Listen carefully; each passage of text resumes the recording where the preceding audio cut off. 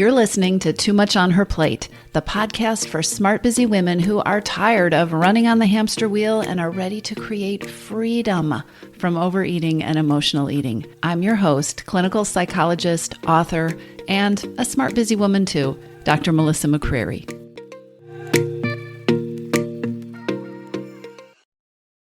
Hey, everybody. Welcome back to the Too Much on Her Plate podcast. If this is your first time here, I am so glad that you have found the podcast, and I hope it's helpful to you. I just wrapped up a 5-part series of free workshops, online workshops, that were called the Freedom from Overeating Workshop Series for Smart, Busy Women. And I have to say, they were amazing. There were attendees from at least 5 continents and a few dozen countries. As I shared in the workshop, it was so cool to be able to work with all these women from all over the world or many parts of the world. And a piece of what makes that so important to me, and I want to mention it here because it may be important to you, is that it just invalidates the myth that so many of my clients, so many smart, incredibly capable women carry inside of themselves that they're alone in this, struggle to solve the overeating puzzle, or that thought that so many people have that I'm the only one who feels this way. I'm the only one who hasn't figured this out by now. No, it's so not true. And if you think about what it does for you, if you have a thought similar to that, right, it slows us down. It causes us to feel embarrassed or guilty or even ashamed. So many women are hiding because they feel like this is a struggle nobody else can understand. So I am here to tell you, just finished this 5-day event, attendees from at least 5 continents. I lost count of how many countries. It was a few dozen countries. Most of the states in the United States had people who came forward and said, hey, this is where I'm from. It was amazing. And you are not alone. And you are not the only one who struggles with this by far. In the workshop series, I tackled a new piece about what it takes to change your eating, what it really takes to change your eating for good each day. So there was a different piece of training each day, and it was so much fun. I'm still kind of buzzing about it. So as a side note, since I mentioned this, I'm pretty sure that I will be offering some version of this event again, and it's absolutely free. It's online. So if you think you might want to attend it, be sure to get yourself on the wait list. We have a wait list. You just need to go to toomuchonherplate.com/waitlist, all one word, and sign up there. Then when we decide for sure that we're going to do this again and we have the dates, you'll be notified about the next time that I offer it. And I'll put the link to that in the show notes too, actually, so that you have that information. Anyway, get yourself on the wait list. I highly recommend it. But I digress. The workshop series, and the reason I'm talking about this, is all about the steps that you need to put in place to create freedom from overeating.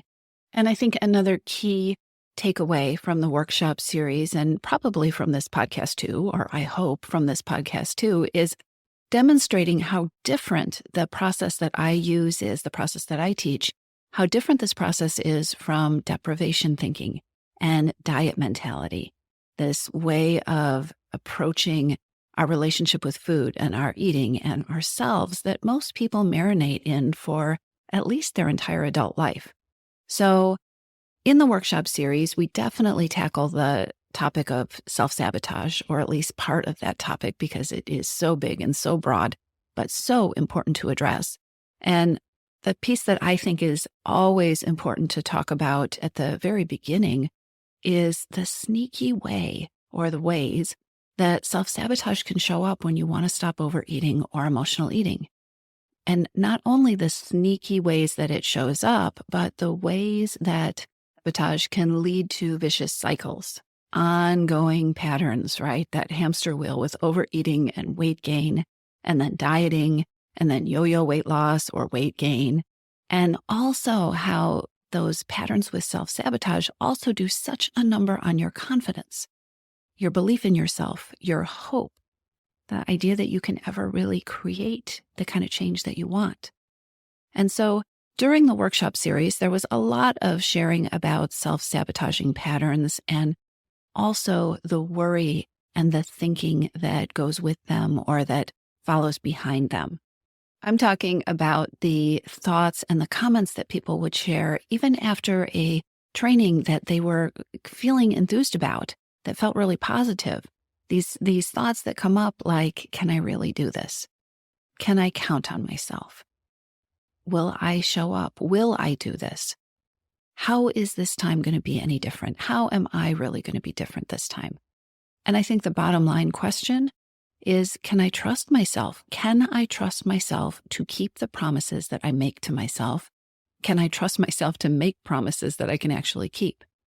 So with all of that in mind, today I want to share with you a question. It's a question that I use in my own life when I really, really want to succeed with something, but I don't know where to start, or I'm feeling less than perfectly confident, which is always, or when I don't feel confident at all about my ability to succeed. This question has been very helpful to me, and it has also created some amazing, I'll call them aha moments, and also real results inside the You're Missing Piece program. You're Missing Piece is my signature 6-month program for ending overeating, and we do a lot of coaching in there, and we use this question. What is that tool? I don't know if it exists anymore. It's like this thing. It's not a pocket knife that you can keep in your pocket that does everything. It's a corkscrew. It's a screwdriver. It's a knife. The Leatherman, I think it was called. I don't know. Anyway, this is a tool like that. This is a power tool kind of question. So when we have used this question in the program, in Your Missing Piece, just off the top of my head, I'm thinking of someone who used this question and ended up losing weight on vacation without dieting.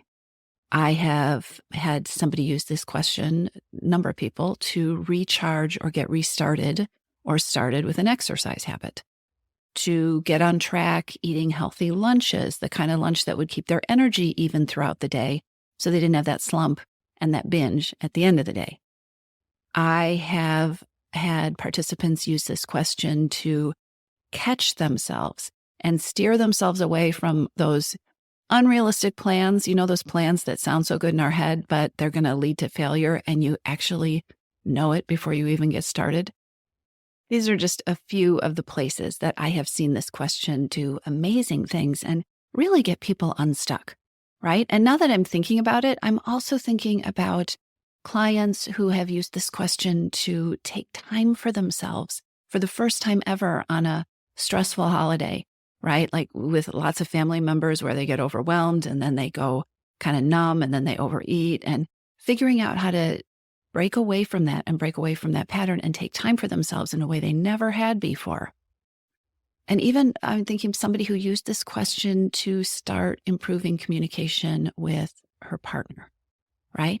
So it is a power tool of a question. And I know right now you're really curious. I've got the energy going around this question. What is this magical question? Give me a moment and we will get there. But before we do, let's talk about why you probably aren't already asking yourself this question in so many important areas in your life. What I'm going to say, right? Deprivation thinking. Deprivation thinking is something we are all way too familiar with. Deprivation thinking is a very narrow road.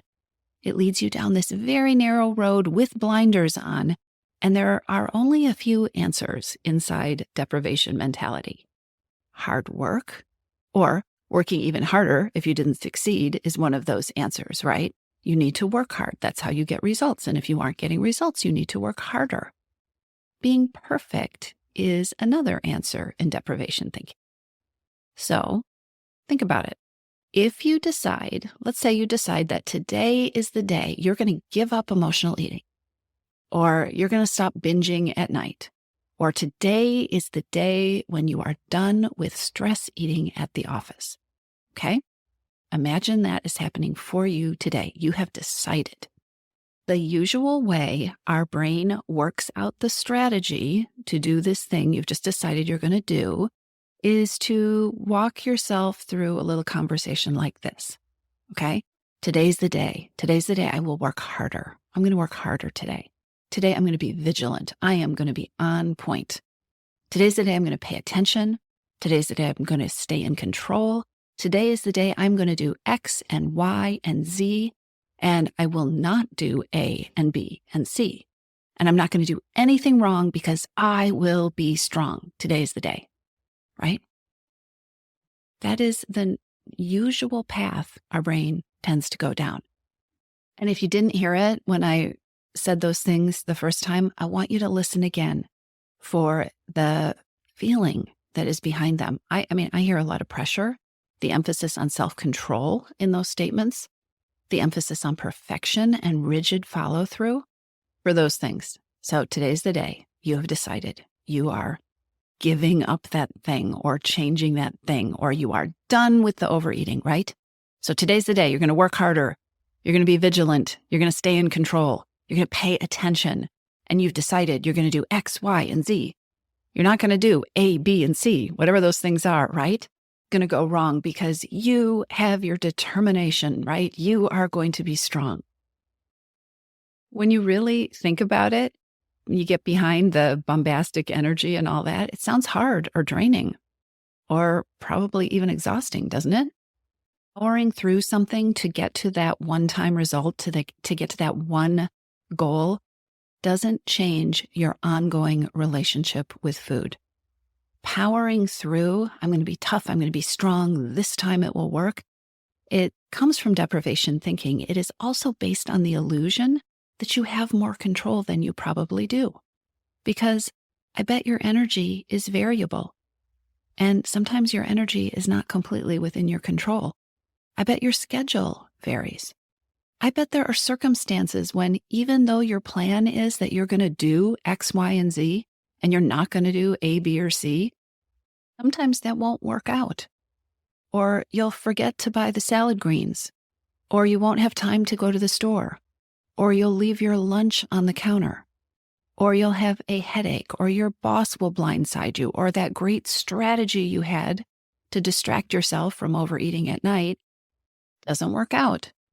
Or your child will get sick, or you will sleep poorly, or your friend will want you to go out for drinks and you still want to let loose and you want to have a fun time, or something else will happen.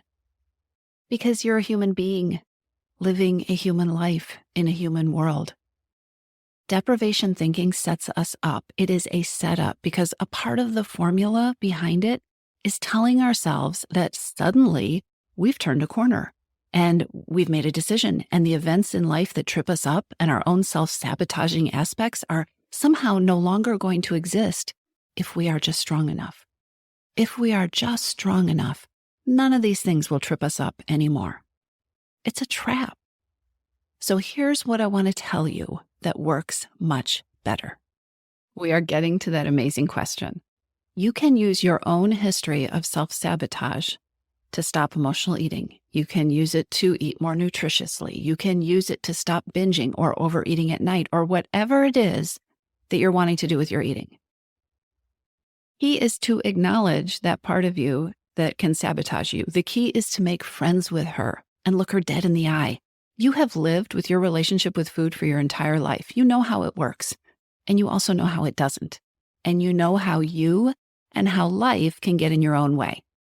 One of the best ways to impact your success when you are trying to break a pattern with overeating or emotional eating is to leverage your wisdom, and specifically to leverage your own inner knowledge about how you sabotage yourself. And the best part of this is you don't have to feel strong or confident or even fake strength or confidence to get helpful information that is going to get you better results. And we're talking about self-sabotage here. It is a human trait. Do not go down a guilt rabbit hole about self-sabotage. It is human nature. We have a part of ourselves that gets in our own way. It's just how we're built. It's an old protective mechanism that easily comes to the surface when you're feeling vulnerable or when you are trying to do something new, when you're trying to make changes. Our brains love familiarity. When you are trying to take emotional risks, like believing something is possible or having hope about something that you have failed at or not done well with in the past, right? Which is so true for so many people with overeating or who are working to make changes with their weight. Your self-saboteur is very talented, extremely talented, and she knows how to trip you up. She knows how to tie you in knots or get you completely off track or even prevent you from starting. Talk about self-protection. So we have this part of ourselves that can sabotage us, that does sabotage us, and it is easy to create this adversarial relationship with it, or to try to avoid her, or to avoid thinking about her, or to just, grit our teeth and say, if I work really hard, maybe she will go away, or to just numb out and not think about her at all. But there is a much more effective approach. Here's what I want to encourage you to do.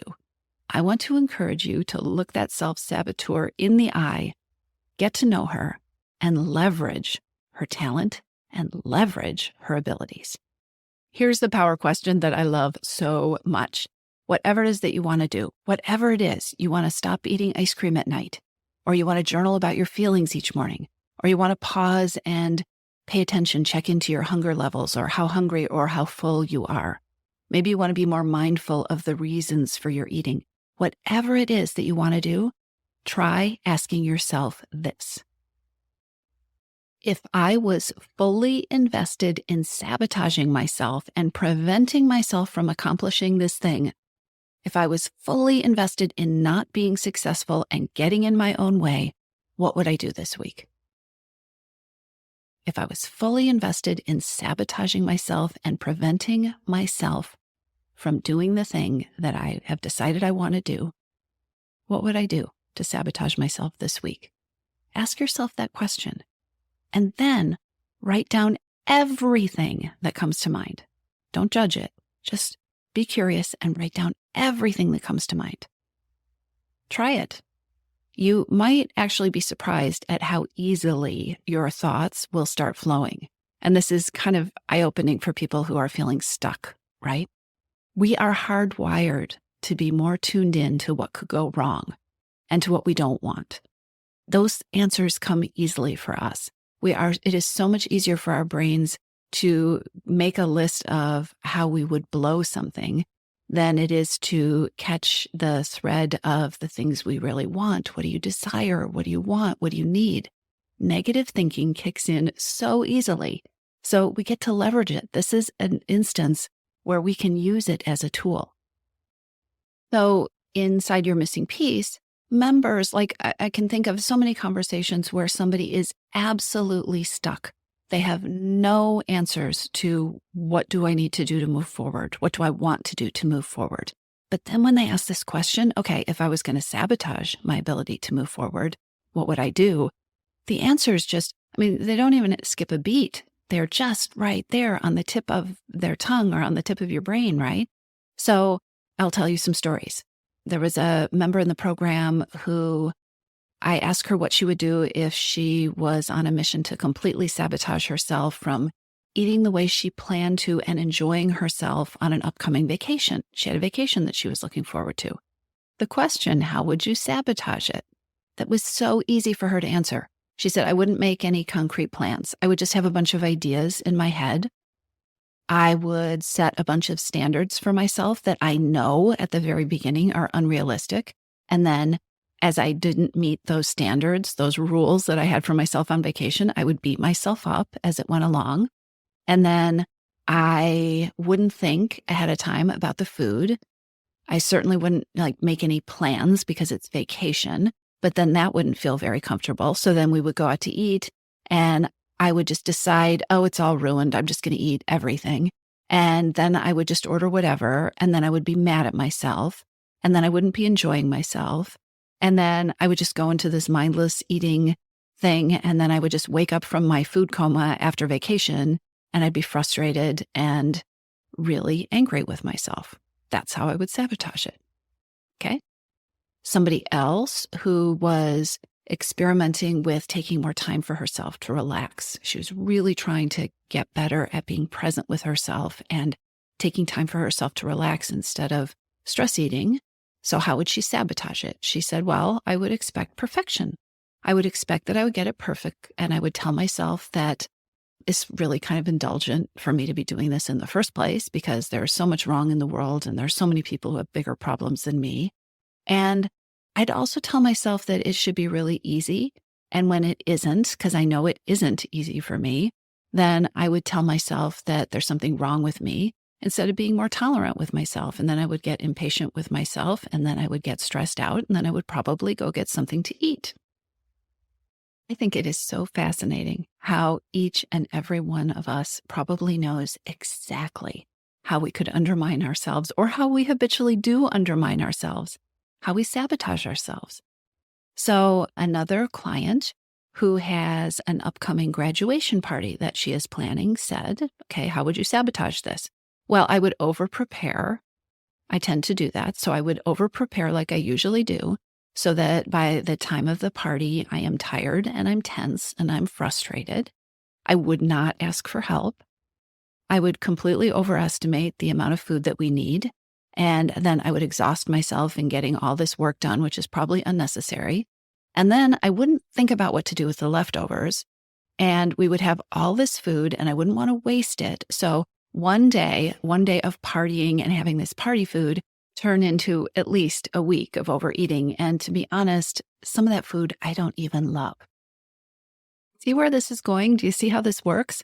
A participant in the free workshop series that I did last week said, well, how would I sabotage this? I would expect that hearing something once should change everything for me. I really like what I heard, so if I really wanted to sabotage what I am getting from the workshop, I would just expect that hearing something once would change everything for me, even though I know that the patterns in my head and the way I have been treating food, this has been going on for years.